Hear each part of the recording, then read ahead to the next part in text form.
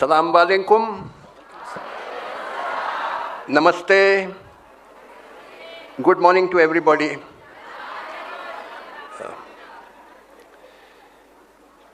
पहले तो मैं माफ़ी मांगना चाहता हूँ कि मुझे आपकी ज़ुबान कन्नड़ा नहीं आती है. So you will have to excuse me. I cannot speak in Kannada. I don't know. I know English and Hindi. If you want, I can speak in English. Or if you want, I can speak in Hindi. I'm comfortable in both equally. Or all those who want Hindi, please raise your hands. Okay, all those who want English. Oh, there are more English. All right. So may I speak in a mixture of the two, if that's okay? Khichdi language, mili juli. Oh, okay.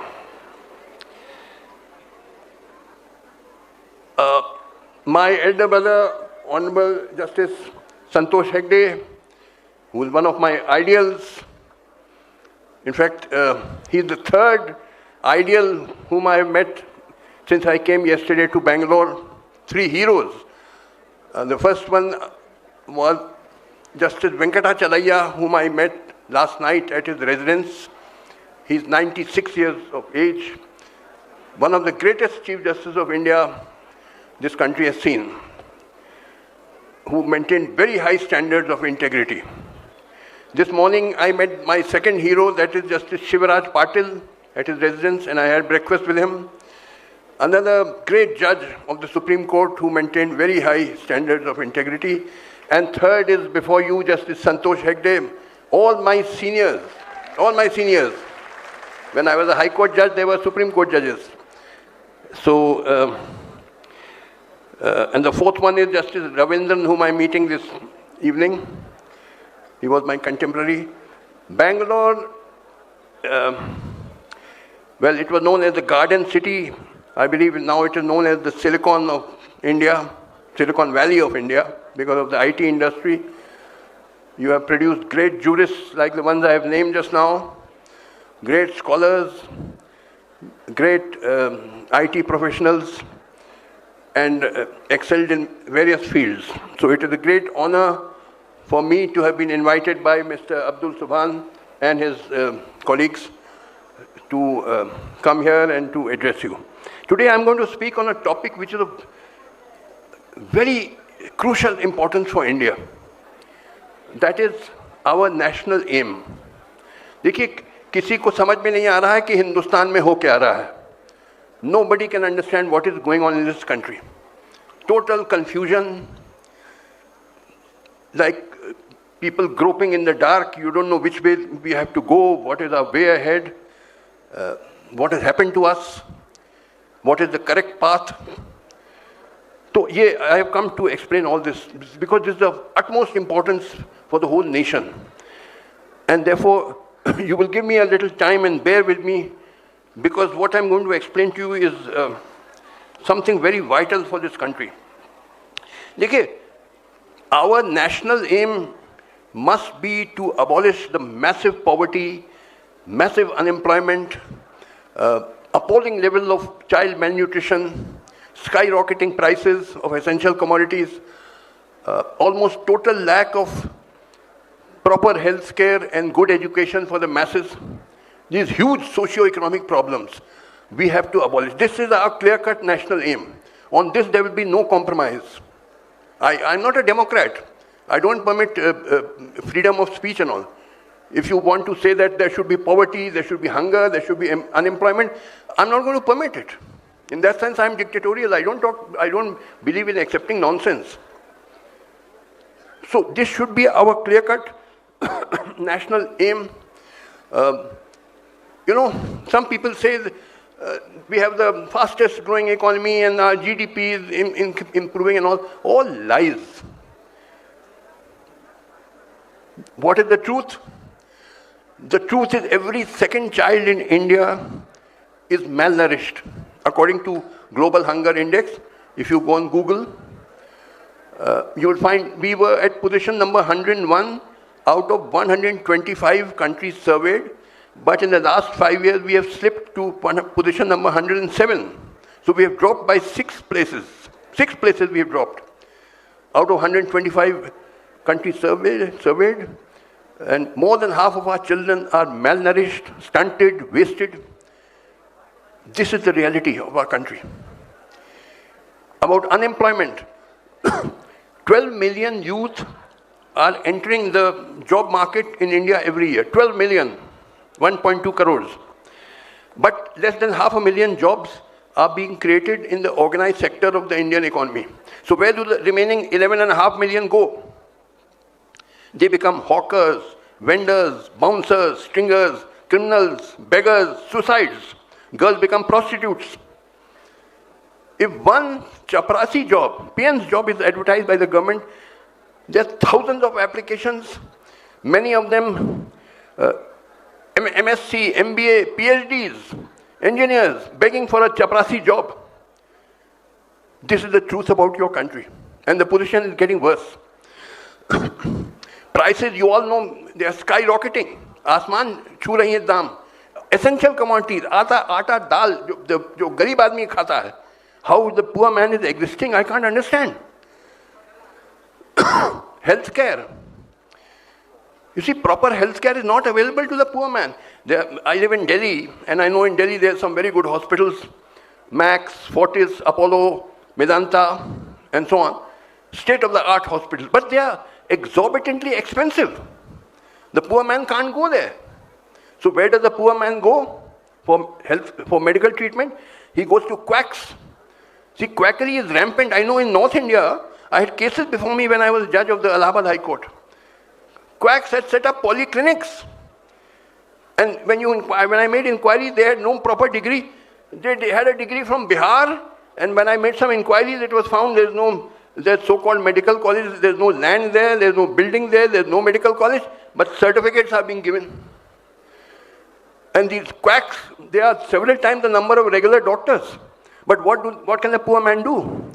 He can't afford to go to a regular doctor because it's very expensive. So he goes to quacks. In Hindi they are called jhola chhap doctors. Jhola chhap. I don't know what they are called in Kannada. If you go to All India Medical Institute, which is one of the premier medical institutes in India, in Delhi, it looks like a railway station. Thousands of people are sitting there, nobody bothered about them. For days they are sitting there, nobody cares for them. And just across the road there's Safdarjung Hospital. The same is the situation there. This is the position of your healthcare. Education. See, fortunately you people have some good education, but how many schools are like that? In India, most schools are in a horrible condition. There are no proper teachers. The teachers are appointed by paying some bribe. It's a job, not a teacher should be a man on a mission. Teaching is a mission, but most teachers, they just give some bribe to get a job.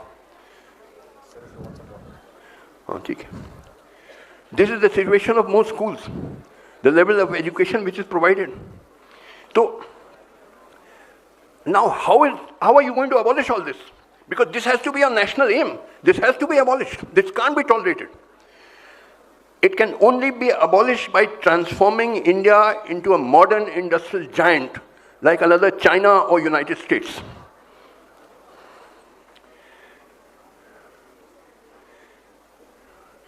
Now, how do you go about doing it? Because you see, unless you transform India into a modern industrial giant, you can never abolish poverty or unemployment or malnutrition, lack of healthcare, etc. Because even for setting up a small primary school, it costs a huge amount of money. You have to buy land for the school, then you need money for the building, you need money to pay salaries to the teachers, etc. Where is all this money going to come from? Money doesn't fall from the sky. It comes from a highly developed, large-scale industry. That alone can generate the wealth which can provide for the welfare of your people. So we have to transform India into a modern industrial giant, and we have all the potential for it. You know, I go to America very often. My children are there. And I'm often invited to universities to give talks. What I find is American universities are packed with Indian or Pakistani professors of mathematics, of engineering, of science, full of them. We have a huge pool of technical talent which is required to transform a country from a backward country to a modern industrial giant. So we have no shortage of technical talent. We have brilliant scientists, we have brilliant engineers. In 15, 20 years, we can transform India into another China or USA. See, Japan, I'll give you one example. Japan was a very, very backward country under the shoguns. That was before the Meiji Restoration of 1868. Before 1868, Japan was ruled by the shoguns. Well, technically the emperor was there, but the real power was in the hand of the shoguns, who kept Japan very backward and feudal. It was a poor country. But in 1868, the Meiji Restoration took place. And power passed into the hands of the advisors of the emperor, who were modern-minded people in Japan. They sent their representatives to America and Europe, and they got engineers from there. They set up technical institutes in Japan. They set up industries in Japan. Within 10-15 years, Japan was transformed from a backward feudal country into a modern state. It just takes 10-15 years, and that's what we can do. We can become like USA or China in 15 years. There's no difficulty. We have all that technical talent. Now, here I must tell you one thing. See, before the Industrial Revolution, which started in England in the first half of the 18th century, and then from England it spread to France and Germany and later to the USA and all. Before the Industrial Revolution, there were feudal societies everywhere. Now, in feudal societies, the methods of production are so primitive and backward कि वो हल चलता है, खेती के लिए हल चलता है, ट्रैक्टर नहीं है. The tilling of the land was done by bullocks, not with tractors.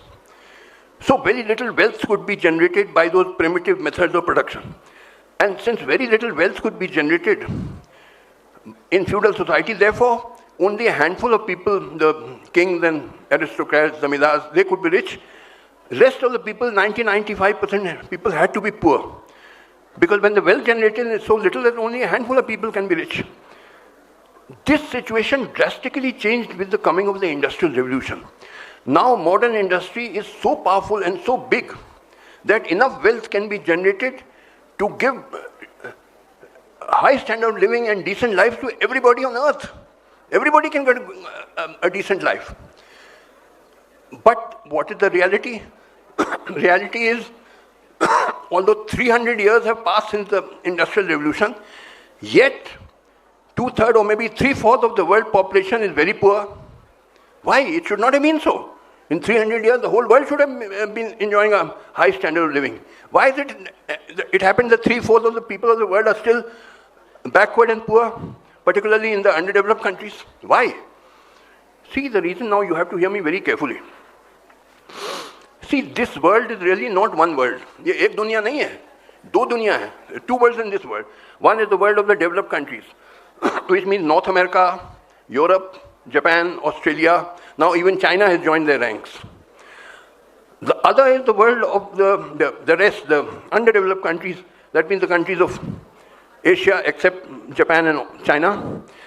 Then Africa, Latin America, they're all underdeveloped countries. That is the second world. दो दुनिया है इस दुनिया में. And there is a secret rule among the developed countries, but very strong rule, but they keep it very secret. They will never tell it openly, that underdeveloped countries must not be allowed to become developed countries. Under no circumstances must India be allowed to become a developed country. Why? Why is there such a rule? Now let me explain this to you. Now to explain this to you, you have to understand a bit of economics, because politics is concentrated economics. Unless you understand economics, you will not be able to understand politics. So permit me to go a little into economics. See, cost of labor is a big chunk of the total cost of production. And if the cost of labor is less, then the cost of production is less. And if the cost of production is less, you can sell your goods at a cheaper price as compared to your rival who has expensive labor. See, there's competition in the market. One businessman eliminates another businessman not with guns or bombs or swords, but by underselling him. For example, if you have a shop where you are selling a loaf of bread for 50 rupees, and next to your shop is my shop, and I'm selling the same high quality and size loaf of bread for 40 rupees. You are selling for 50, I'm selling for 40. What will happen? I will eliminate you by underselling you. In other words, all your customers will leave you and become my customers, and you will be eliminated. Now, the same thing happened on national and international level. To give you an illustration, China was a very poor and backward country before their revolution of 1949. Before 1949, China, 95% Chinese were living in horrible poverty. They were landless peasants living in, बहुत बुरा हाल था, miserable conditions. But after 1949, the leaders who came to power in China, they rapidly industrialized China. They set up a massive industrial base in China. Now that massive industrial base, coupled with the cheap labor available in China, enables the Chinese to undersell the whole world. I often go to America, the supermarkets there are packed with Chinese goods because the Chinese will sell the same high quality good which the American manufacturer can sell, but at half its price because the labor is cheap. Everything turns on cost of labor. Countries which have cheap labor have a distinct advantage over countries which have expensive labor. Like India, for example, has very cheap labor. If we set up a massive industrial base, we can undersell the whole world and Western industries will collapse. Who will buy the expensive goods of USA or Canada or Europe when we will sell the same high quality good at 1/3 the price? Because our labor is cheap. See, everything turns on cost of labor. And countries which have cheap labor have distinct advantage over countries which have expensive labor. Now, if you set up a massive industrial base, as I said, Western industries will collapse, throwing millions and millions of people out of employment. Will they permit that? No, they will oppose that tooth and nail. And how do they oppose it tooth and nail? They do so by making Indians fight each other on the basis of religion, caste, language, etc. Now, once you get this concept clear, things will become clear to you. Why did partition take place in 1947? Again, because these developed countries wanted Hindus and Muslims to fight each other. Why did this Pahalgam attack on 22nd April 2025 took place? Same reason, because selectively 26 Hindus were killed. And therefore those who did this selective killing, their obvious intention was that Hindu-Muslim hostility should be increased. And who will benefit? Again, the developed countries will benefit if Hindus and Muslims fight each other. So the same game is continuing all through. Once you have your basic concept clear, you can understand what is going on in the world. Otherwise, you will not understand anything. So,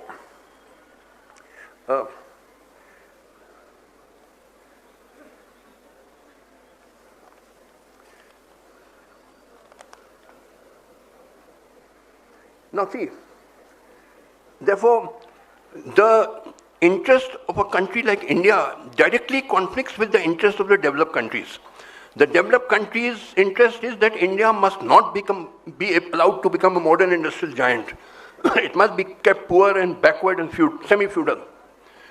Our interest, on the other hand, is that we must become a modern industrial giant because unless we do so, we will never be able to abolish poverty and unemployment and hunger and lack of healthcare, etc. So our interest directly conflicts the interest of the developed countries and the developed of the underdeveloped countries like India. How will this contradiction be resolved? This is a very sharp contradiction. They will not allow you to become developed, and we must become developed. This is direct contradiction. Now, to explain this, first, I want to go a little bit into history, because then I will be able to explain to you how this contradiction can be resolved. First of all, you must understand what is India. आपको मालूम है भारत है क्या, हिंदुस्तान है क्या? Nobody knows. 143 crore people living in India, not a single one can say what is India. None of you can tell. I'll tell you. See, this is a country of immigrants. It is like North America. The difference between North America and India is, in North America, people came mainly from Europe over the last, say, 500 years. In India, people have been coming for 10,000 years. But broadly, we are a country of immigrants. 93-94% people living in India today, including maybe all of you. You are not original inhabitants of India. In a sense, you are all foreigners. Your ancestors came mainly from northwest. See, at one time it was believed that the original inhabitants of India were Dravidians and Aryans came from outside. Now this theory has also been disproved. Now the accepted theory is both Aryans and Dravidians were invaders. And who were the original inhabitants of India? They were the pre-Dravidian tribals known as Adivasis or scheduled tribes like Bhils, Gonds, Santals, Todas of the Nilgiris. These people who were massacred in large numbers by our ancestors and driven into forests. They are hardly 5 or 6% of the Indian population today. They are the original inhabitants. Dravidians came from outside. See, it is claimed that we Dravidians are the original inhabitants. But this has been disproved. I'll give you two reasoning. Even today, there is a language in Baluchistan, which is part of Pakistan, in which a language spoken is called Brahui. B-R-A-H-U-I. Please note it down in your mobile if you've got it. Brahui, which is similar to your Kannada or Tamil. Now this is surprise. You will be surprised. How is the South Indian language being spoken by 2 million people today in Baluchistan? I've met many of those Brahui speakers. Their language is similar to your Kannada or Tamil. How? In Pakistan, there's a Dravidian language being spoken today. Obviously, this proves that some remnants of the Dravidians still have survived. And at one time, the Dravidians were living in this area, Pakistan area, and they were driven down maybe by Aryans or whoever. So that is one proof that even Dravidians were outsiders. And secondly, these pre-Dravidian tribals, these Bhils, Gonds, Santals, etc., they do not speak the Dravidian group of languages. You've got a Dravidian group of languages which includes Tamil, Kannada, Telugu, Malayalam, etc. These tribals do not speak the Dravidian group of languages. They speak a group of languages which are called Austric group of languages. A-U-S-T-R-I-C, which is very different from the Dravidian group of languages. So this also indicates that there are three layers. Aryans came from outside, Dravidians came from outside, original inhabitants were the pre-Dravidian tribals. See, people kept rolling into India for 10,000 years. Why? Except on 3 occasions, people went from India outside. One was the indentured labor, which was sent by the Britishers to Fiji and Mauritius, British Guiana, and so on, as plantation labor in the 19th century. Second was a group of people on the western coast, like Gujarat, who went as traders to East Africa. And thirdly, the diaspora over the last 50 years, IIT graduates, doctors, the highly educated people who went to America and all. Except on these 3 occasions, nobody left India. Everybody kept coming into India. Why? The reason is that people migrate from uncomfortable areas to comfortable areas. Obviously, everybody wants comfort. Now, in those days, there were no modern industries. There were agricultural societies. What do you require for agriculture? For agriculture, you require level land, fertile soil, plenty of water for irrigation, and so on. All this was in abundance in the Indian subcontinent. If you go from Rawalpindi to Bangladesh, deep south Kanyakumari, all level land, fertile soil, lakes, rivers, paradise for agriculture. So everybody kept rolling in for 10,000 years. Why should anybody go from India to, say, Afghanistan, which is covered with snow for several months in a year, rocky, uncomfortable, mountainous? Everybody wants comfort. So people kept and there's no extreme climate.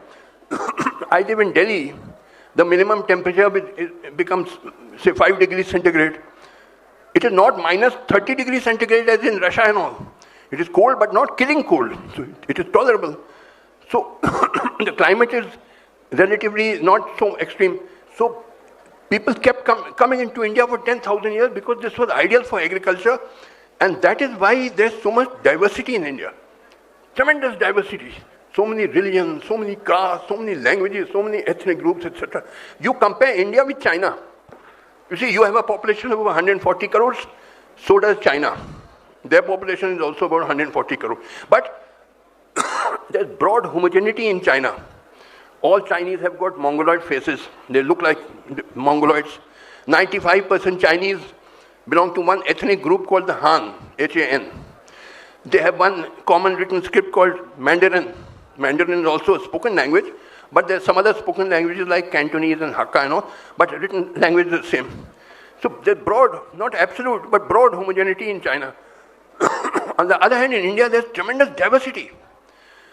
So that is because whichever group of immigrants came into India brought their own religion, their language, their customs, their culture, and so on. That is why, that explains the tremendous diversity in India, because this is a country of immigrants. So the only policy which can work in this country is the policy of the great Mughal Emperor Akbar. It is called Sulh-e-Kul.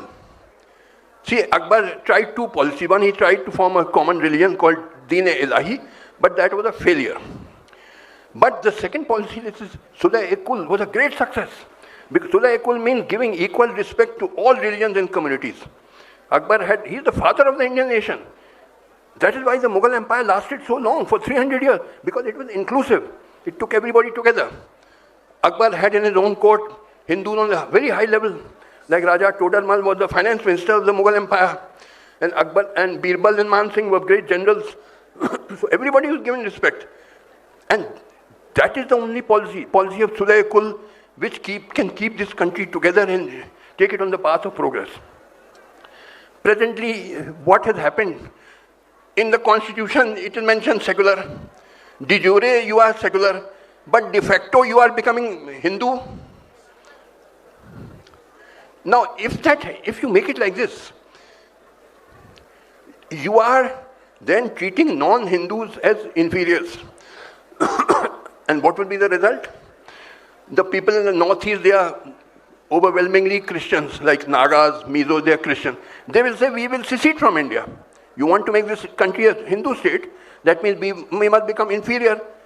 This is not acceptable to us. We have our self-respect. We will not live in a country which treats us as inferiors. So the northeast states will secede. Kashmir is predominantly Muslim. They will say, we will secede. Sikhs are demanding Khalistan. You're going to have many partitions. This country will be balkanized. It will be broken up.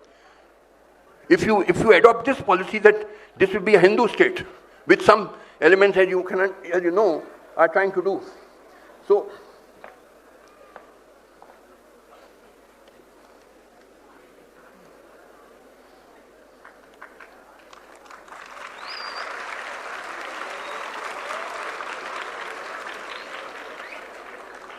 see, people criticize Islam. I can tell you, why did Islam spread in large parts of the world?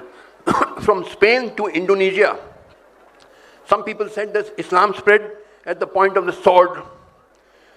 But which Arab army went to Indonesia, which is 90% or 95% Muslim? There was no Arab armies going to Indonesia. So this is not correct that Islam spread because of force, by the sword. Islam spread because of the great message of equality. It treated everybody as equals. It gave social emancipation to the depressed classes. We, in our own Hindu society, we treat Dalits as inferior. At one time, they were treated almost like dogs. Islam spread in the world because of the great message of equality which the great prophet taught. That is why I respect the great prophet. And also, the prophet said, for knowledge, go even to China. So of course, the word China is a metaphor. It means for knowledge, go wherever you can find it. At one time, it was a very rational religion. And that is why science developed a lot in the Arab countries at one time. So this is why Islam spread. But the communal people... Now see, let me now clarify one thing. There was no communalism in our country before 1857. Please note this. Yes.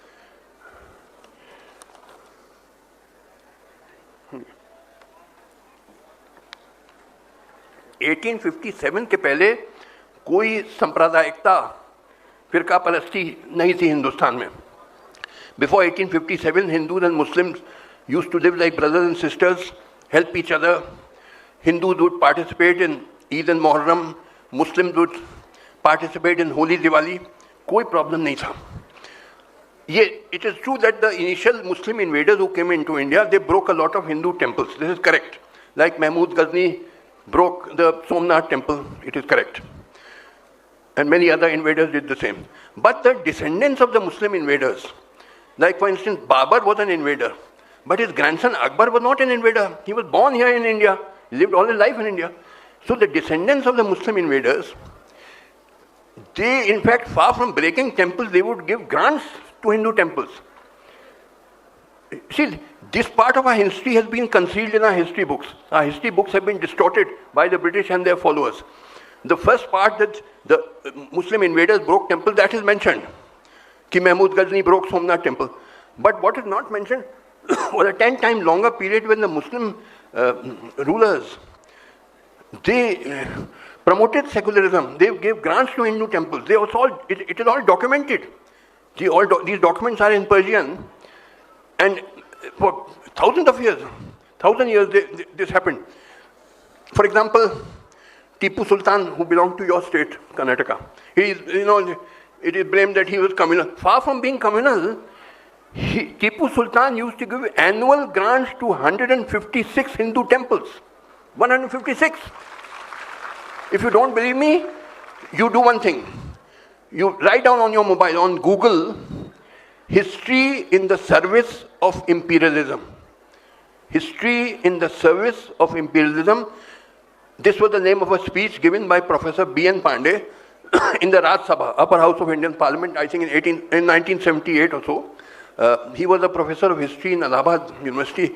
Then he went as governor of Odisha. Then he gave this speech, History in the Service of Imperialism, where he's mentioned great details. See, the Muslim rulers, their 80-90% population was Hindu. And they realized that if they broke temples every day, there would be a revolt or some disturbance. Every king wants to live in peace and comfort. No king wants disturbances in his kingdom. So, in their own interest, the Muslim kings promoted secularism. They would give grants to Hindu temples. So it is absolutely incorrect that all the Muslim kings used to destroy Hindu temples. What happened in, the Mughals, except there's a controversy about Aurangzeb, otherwise the Mughals used to celebrate Holi, Diwali and so on.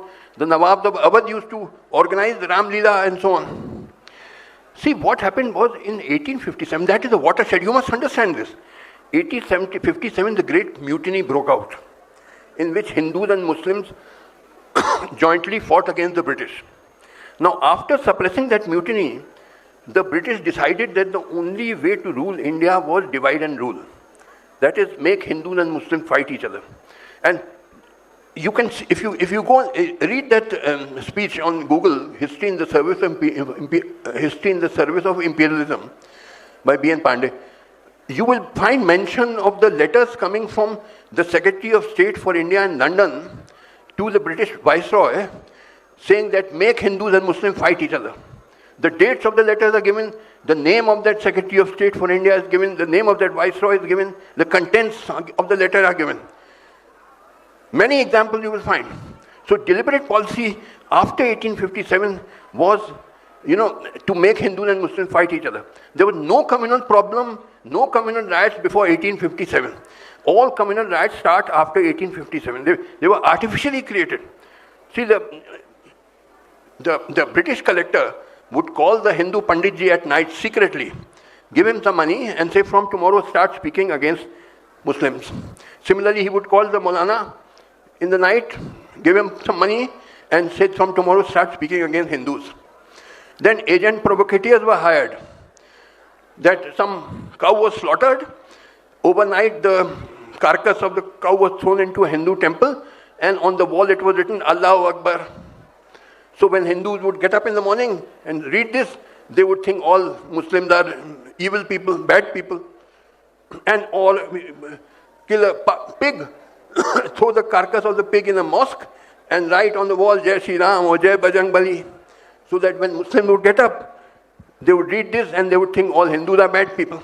See, this policy was pursued year after year, decade after decade, from 1857. Then in 1909, the Minto Maude reforms came. separate electorates. Hindus can only vote for Hindu candidate, Muslim can only vote for Muslim candidate. Then Aligarh Muslim University was created. Banaras Hindu University was created. How can a university be Hindu or Muslim? University means universal for everybody.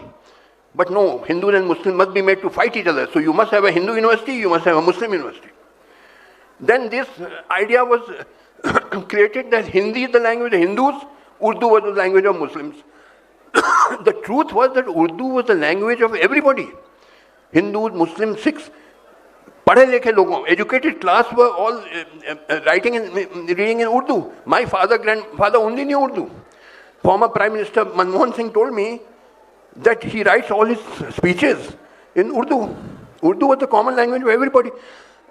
But this, to create hatred between Hindus and Muslims, an artificial language called Hindi was created. Hindi is no language actually.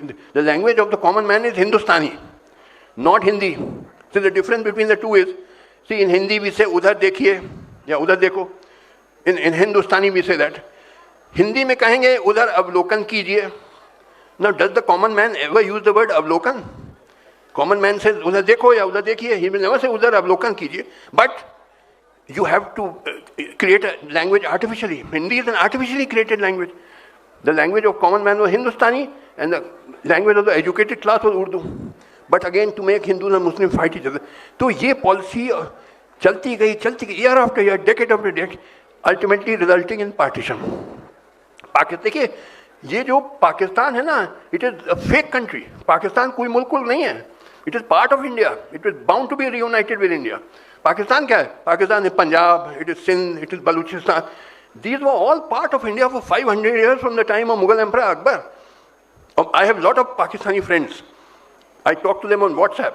Hindustani में हम बात करते हैं, वो Hindustani हमसे जवाब देते हैं. एक ही जुबान है, and culture is really based on language, not on religion. तो हम लोग की culture एक ही है, Indians और Pakistanis की. We are actually one country. Pakistan तो फर्जी मुल्क है. It is bound to be reunited with India. वो बनाया गया था इसलिए ताकि हिंदू मुसलमानों को लड़वाना है. The whole game of the developed countries was this.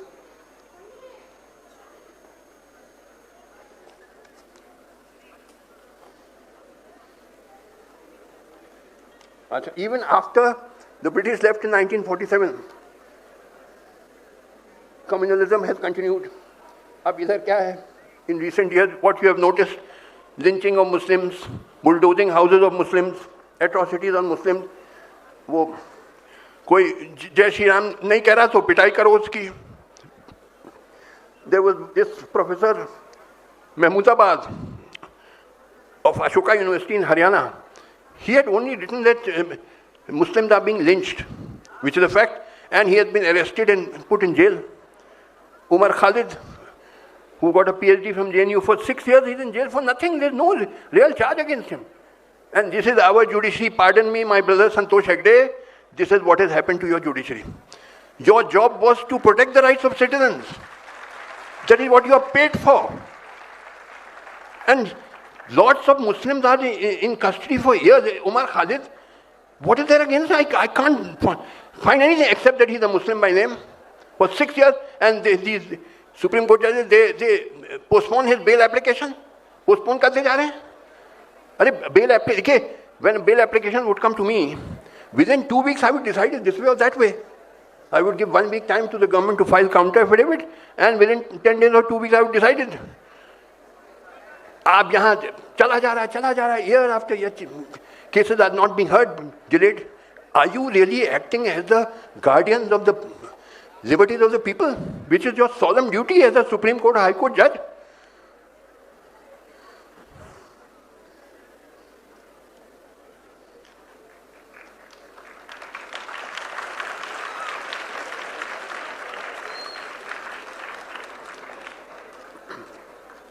So now coming back to the central point which I raised, that how can we transform India into a modern industrial giant? Because that alone can radically change the situation and abolish poverty and unemployment, hunger and so on. How can our problem be solved?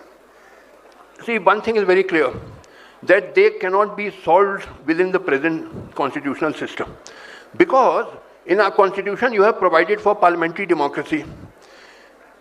And how does parliamentary democracy function in this country? Everybody knows. 90% people, when they go to vote, they don't see the merit of the candidate, whether he's a good man, bad man, educated, uneducated, criminal, non-criminal. सीधे सीधे भेड़ बकरी जैसे, like sheep and cattle, जात बरादरी पे vote डाल दोगे कि हम आप लिंगायत है कि वो कलिग्गा है, इस पे ही में भी a good man, criminal, but he will Lingayat, I will vote for him. बहुत अच्छा, wonderful system. 90% people behave like sheep and cattle कि लिंगायत को देना हमें, या क्या वो कलिग्गा कहते हैं, क्या कहते हैं वो कलिग्गा, even if he's a criminal, he's dacoit. That is why there are so many criminals in parliament and state legislatures, because you are not voting on his merit, you are voting on his caste. This is your parliamentary democracy. You see, casteism and communalism are feudal forces which have to be destroyed if India has to progress. But parliamentary democracy further entrenches them because it runs on that basis. So it entrenches, it makes stronger these feudal forces. How can parliamentary democracy do any good to your country? And mind you, this country is permanently in an election mode. Hindustan में 28 states हैं और 8 union territories हैं, 28 states and 8 union territories. So somewhere or the other, either elections are taking place or preparations for elections are taking place. Like in Bihar, elections are due in October. उसके बाद कहीं ना कहीं तो माहौल permanently we are in an election mode. और election जीतने का क्या तरीका है? How to win election? By polarising society, by spreading hatred, by inciting on religious और कास्ट बेसिस हेट्रेड. ये तो आपकी पॉलिटिक्स हो गई है. पार्डन फॉर मी, यहाँ बैठे हैं हमारे एमएलए साहब, चले गए क्या? Is he gone? Left. I have no, pardon me, I have no respect for politicians. I must tell you, I am a very blunt man. I have no respect for politicians. Most of them are rogues and rascals.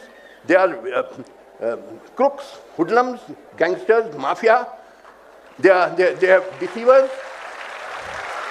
They have no genuine love for the country. They only seek power and wealth for themselves or their families. कोई देश से प्रेम है इन लोगों को? बस vote मिल जाए हमको. By hook or crook I must get vote, I must get elected, सत्ता मिल जाए, power मिल जाए.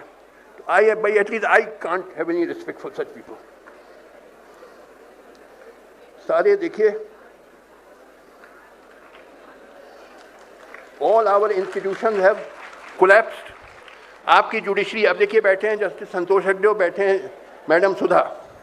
Is this a judiciary or a joke? You take 25 years to decide a case. Who is going to wait for 20? By the time it is decided in appeal and second appeal or writ, whatever, 25, 30 years have elapsed. If you file a divorce petition against your wife, you're a young man, by the time the case ends in appeal, second appeal, your hair would have turned white. Then what is the use of it? You want divorce to get remarried again? ये आपकी judiciary और joke. तारीख पे तारीख पड़ती, poor litigant जो फंस गया, date after date. What kind of a judiciary is it which takes 25, 30 years to decide a case finally? मजाक है. It's a joke. And more than half the judges, by the way, are corrupt. Mr. Shanti Bhushan, a very eminent lawyer and former union law minister, filed an affidavit in 2009, I think, in which he gave the names of, he said out of 16 former Chief Justice of India, 8 were definitely corrupt. And mind you, these are Chief Justice of India. 8 were definitely corrupt. 2 about which there's some doubt whether there's corrupt or honest. 6, they were definitely honest. He has given the names, and he's not an ordinary man. He was union law minister and top Supreme Court lawyer. कितना corruption फैल गया है आपकी judiciary में? तो क्या, is it not a total collapse of your system? Some people ask me, I said, yes, close down the law courts. You don't need your law courts anymore. And this is the way you're going to function. You're taking 25 years to decide cases, and half of you are corrupt, and go home, pack up, resign, and go home, get out. We don't need a judiciary. क्या फायदा है इसी judiciary से? I am a very straightforward talker. I don't believe in talking nonsense. आपकी parliament में क्या होता है? चिल्ला रहे हैं, shouting, screaming, कुछ नहीं है, कुछ होता है. Bureaucracy, police has largely become, politicized. They were meant to be independent organs, independent of, but they have all become agents of the politicians. ये क्या पूरा सिस्टम आपका कोलैप्स कर गया है.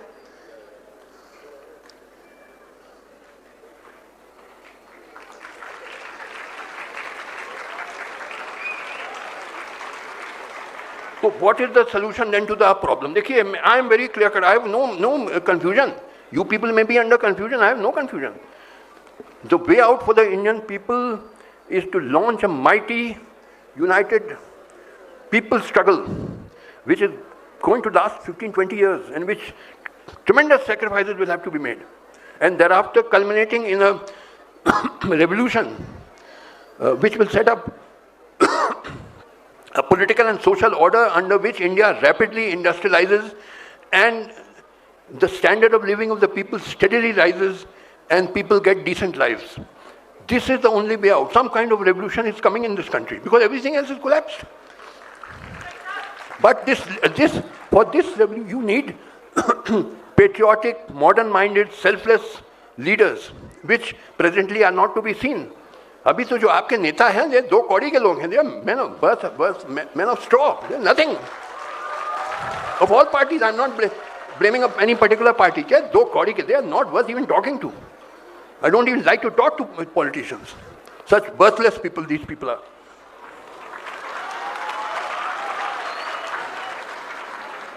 अब देखिए, as I said, देखिए, I am not a supporter of democracy and freedom. See, remember one thing. The test of every political activity is one and only one.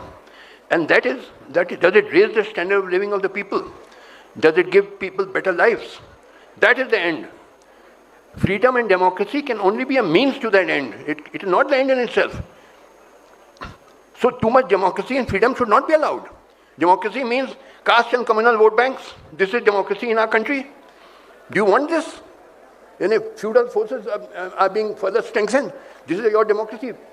I'm against democracy. China में कोई democracy नहीं है. You know, Chinese leaders, their one aim is to keep on industrializing, developing the industries. China has become, very powerful. आपके यहाँ क्या leaders का क्या aim है? कि राम मंदिर बनाना है, cow protection करना, ये आपके country leaders का aim है. This is the difference between China and आप जानते हैं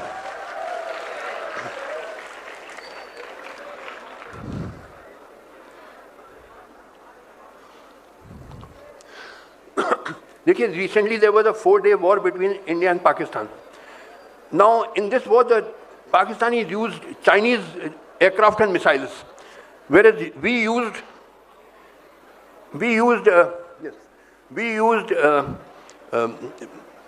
French Rafale and Mirage and Sukhoi. But the Chinese weapons, aircraft and missiles proved superior to us. They knocked out, destroyed many of our aircraft. What does it prove?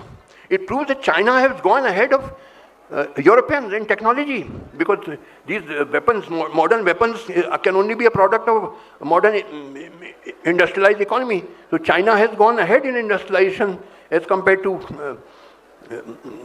Europe. It has not gone up to the level of USA, but it has surpassed Europe. So, क्योंकि वहाँ leaders, they don't permit democracy now. सीधे industrialization बढ़ता जाएगा. Rapidly they are increasing it. आपके यहाँ क्या है कि राम मंदिर बनाना है, वही है आपका प्रायोरिटी. अभी yesterday it was announced yoga day. अरे खाने को है नहीं, पेट में रोटी नहीं है, योगा करो. You don't have a job, but do yoga. Wonderful. Are they not stunts and gimmicks? You are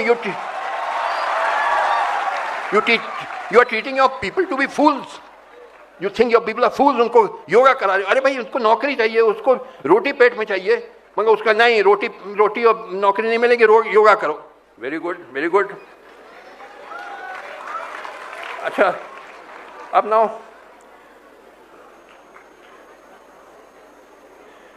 see, presently India is not passing through the period of revolution, but before the actual revolution breaks out, there is a period of ideological revolution. We are passing through that period of ideological revolution. See, for example, in France there was a revolution in 1789.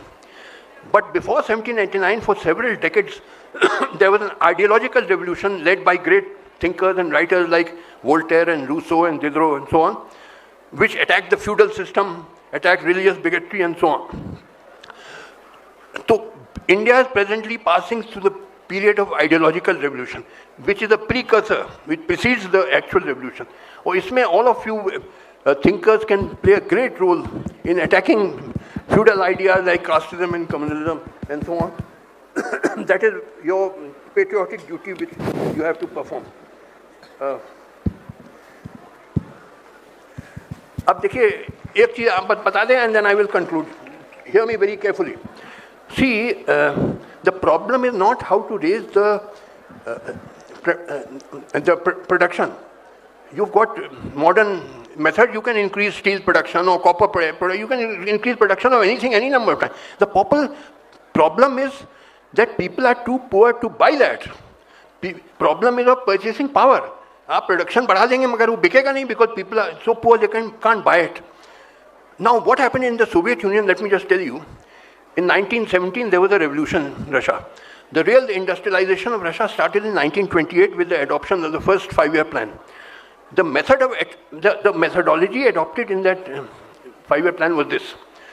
Every 2 years the prices of commodities were reduced by 5 to 10%. Every 2 years. So steadily the prices are being lowered and lowered. The central government fixed all the prices, and every 2 years the prices were reduced by 5 to 10%. Now this resulted in increase in the purchasing power of the masses, because with the same income, now you can buy more goods because the prices are going down. So this way the domestic market was expanded by this methodology, by steadily reducing prices and simultaneously stepping up production. So what production you increase could be absorbed in the domestic market. Broadly, this was a method adopted in the Soviet Union. Basically, you have to rely on the domestic market. You can't rely on foreign markets, because reliance on foreign markets is very precarious. They may be cut off by some foreign power, or there may be a recession in that foreign country where you sell goods. 95% of to be stable, you have to rely on the domestic market. So you have to increase the purchasing power of the people. And I told you the method adopted in the Soviet Union. Now you may not adopt the same method as in the Soviet Union. You may adopt some other method, but you have to find out some way of how to raise the purchasing power of the masses so that the increased production can be absorbed. This is what you people should start thinking. Now there are many other things which I want to talk about, but I'll conclude by just a bit of literature. ये जो Pahalgam attack हुआ, in which 26 Hindu tourists were killed on 22nd April 2025. Within half an hour of that attack, entire media started shouting, Pakistan ne kiya, Pakistan ne kiya. Achha, I was interviewed, and I said, well, what is the evidence that it was Pakistan who did it? See, those people who killed those 26 Hindus, they disappeared into the jungles. Now, who were they? Whether Hindus, whether Indians, Pakistanis, who supplied them weapons, whether they had a mastermind, we don't know anything. आपने चिल्लाना शुरू किया, पाकिस्तान ने किया. मैंने कहा, this reminds me of two literary pieces. One is Shakespeare's play Julius Caesar. You see, when Julius Caesar was assassinated, the Romans were very angry at his assassination. So they came out on the streets searching for the assassins. Now, one of the assassins was a man called Cinna, C-I-N-N-A. But the mob caught hold of a man whose name was also Cinna, but he was Cinna the poet. So he started shouting, why are you catching me? I'm not Cinna the assassin, I'm Cinna the poet. So the Roman mob said, then hang him for his bad verses. He writes bad poetry, and they killed him. So what I mean to say is that mob mentality is emotional, not rational. They want to kill someone. किसी को अब आपने पाकिस्तान को पकड़ लिया, पीटो. He's a good whipping boy, मारो. No investigation, done nothing आपने. दूसरा piece है Alice in Wonderland. उसमें there is one character called the Queen of Hearts. Anybody brought before, she would say, off with his head, sir kato. So somebody said, what about holding a trial before cutting off his head? What about giving him a hearing? She said, no, that will come later, first cut off his head. So you all are behaving like this.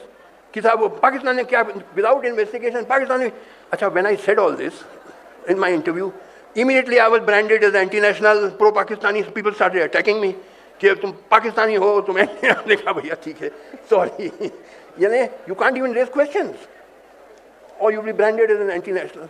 So there are many other things I wanted to talk about, but I was told to conclude now. So You will excuse me now. I have many things to say, but on the next occasion, I will say that also. Thank you.